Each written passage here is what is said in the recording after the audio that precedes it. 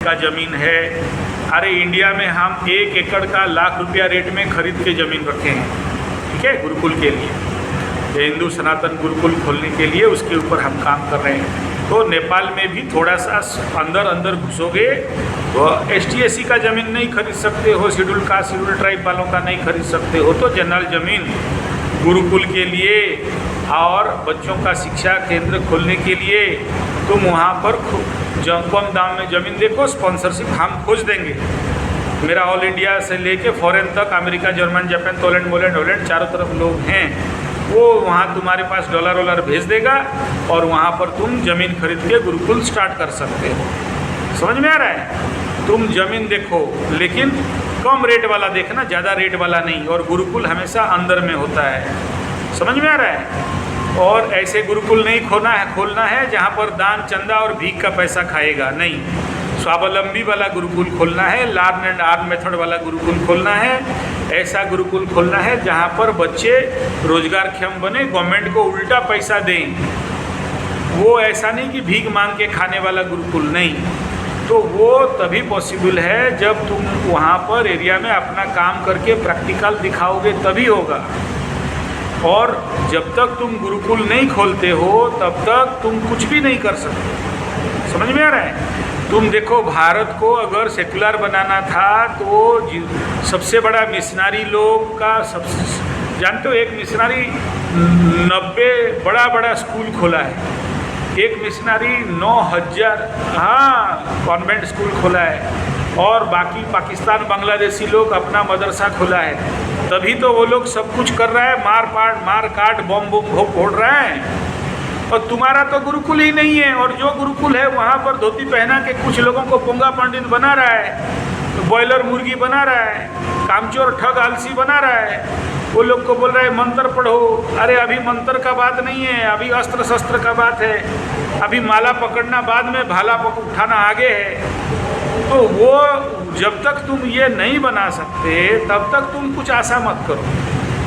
और ये अभी बहुत मतलब युद्ध भित्तिक रीति में करना पड़ेगा, आराम से बैठ के करने से नहीं होने वाला है। और ये तभी कर सकते हो जब तुम्हारा वहाँ पर संगठन बनाओगे। पहला फेज में 10, 25, 50 बच्चा लेके यहाँ पर मेरे गुरुकुल में आ जाओ, उनका ट्रेनिंग करके, उनका माइंड वॉश करके छोड़ देंगे।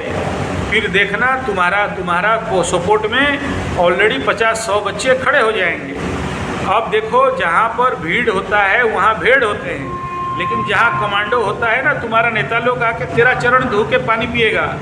क्योंकि गणतंत्र में एक चीज़ है, जहाँ पर लोग हैं वहीं पर सब है। तो तुम्हारे पास अगर 100-200 फेवरेबल आदमी मिल गया तो ऑटोमेटिक कोई भी नेता आएगा तो पहले बोलेगा कि वो कहाँ है, उसको ढूंढो, उसका पैर पकड़ेंगे। वोट का राजनीति है। समझ में आ रहा है? गुरुकुल खोलोगे तो नेता जूता छत्ता चुतिया हरामी जितने लोग तुम्हारे चरण में आके बैठेगा। संगठन बनाओगे तो सब नेता तुम्हारे पास ऑटोमेटिक आएगा, तुमको बुला के तुमको MLA MP सांसद बना देगा।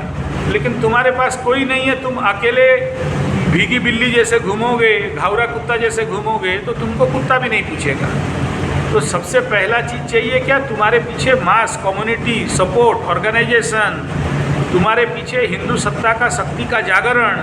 लेकिन उनको जागरण करोगे नहीं और बोलोगे कि ताड़ देंगे, मोड़ देंगे, उखाड़ देंगे, पलटा देंगे, कुछ नहीं करोगे। सबको पता है तुम ढकोसला आदमी, तुम्हारे आगे पीछे कोई नहीं है, तुम ऐसे ही घावरा कुत्ता है, तुमको कुछ नहीं करने वाला है। समझ में आ रहा है? शक्ति को सब कोई भक्ति करता है। तुम्हारे पीछे अगर 100 आदमी कुखरी पकड़ के खड़ा है और तुम खड़े हो गए तो वहाँ का 1000 जैनजी एक तरफ और तुम एक तरफ। तो तुमको उस लेवल पे काम करना है कि हिंदू सत्ता संगठन को बढ़ाना है, तो उनके अंदर वो एनर्जी को फूंकना पड़ेगा, वो ज्ञान देना पड़ेगा। अभी ज्ञान नहीं है, अभी मूर्ख है, अभी आलसी कामचोर ठग है। उनको सशक्त, पावरफुल और मेहनती बनाना है, गीता पढ़ाना है, कर्मयोगी बनाना है। जब कर्मयोगी बनेगा तो वही लोग अपना रोजगार कर देगा। अभी तो दारू, ड्रग्स, गंजा वो चाइना वाला, बांग्लादेश वाला, पाकिस्तान वाला नेपाल में दे के सबको मार रहा है। जल्दी हिंदू खत्म हो जाएगा तो वहाँ पर फिर वो नया उनका पाकिस्तान देश बन जाएगा, बांग्लादेश बन जाएगा। तो उससे काउंटर करना है तो तुम्हें इनमें काम करना पड़ेगा। समझ में आ रहा है? हाँ